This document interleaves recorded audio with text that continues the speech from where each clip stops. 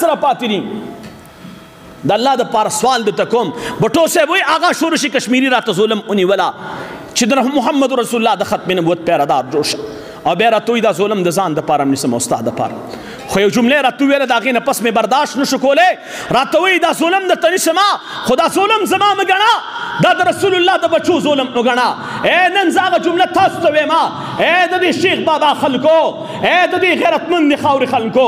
د دې پښتنو خاورې خلکو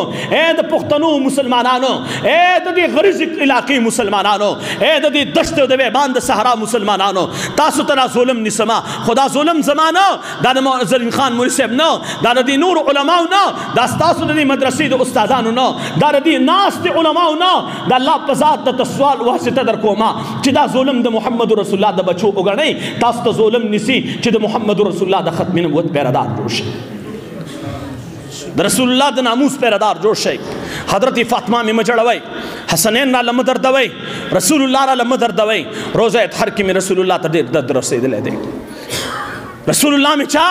د حرم په توهین باندې ودردو چا مې د مرزایانو په ملګرتیا باندې ودردو اے مسلمانانو بس یو عزم وکړئ زه خپله خبره ختمومه بس خپله خبره ختمومه ما خبره کوله به اوږده خو چونکې وخت نشته ما تم سفر را په سر دی خو یو سوال له دله راغلی ما سوال مې درته دا وکړو چې د مسجد د ملا د دې پټکي قدر وکړئ د مسجد د دې ملا پرې پټکي ودردېږئ د مدرسې د دې استادانو سره ودرېږئ د مسجد د دې ملا پټکې خلکو ته مه غورځوئ چا را پسې ډولکي والل چا مې په چوک کې ملا نه پټکې غوزار کو چا مې د منبر او د محراب خاوند پسې په چوکونو کې چې کوم دی ډولکي والل چا ورپسې چغې والې چا ورته کنځلې وکړې سرعام سوال له دله راغلی ما چې د مسجد د ملا د دې پټکي توهین نور مه کوئ بس دی د مسجد د دې امام سپکوالی مه کوئ بس دی د مسجد د امام سره محبت وساتئ د مدرسې د استاد سره محبت وساتئ د دې الماری کې پروت د دې مظلوم قرآن دپاره ته سوال کومه دغه قرآن چې خلکو پې اودس ماتی کړی دی ما ورته آواز کې مسلمانه زه خو د رب کلام یم ستا په دې وطن کې او ستا په دې ملک کې او ستا په دې جومات کې خلکو پرې نه ښودلم او دریم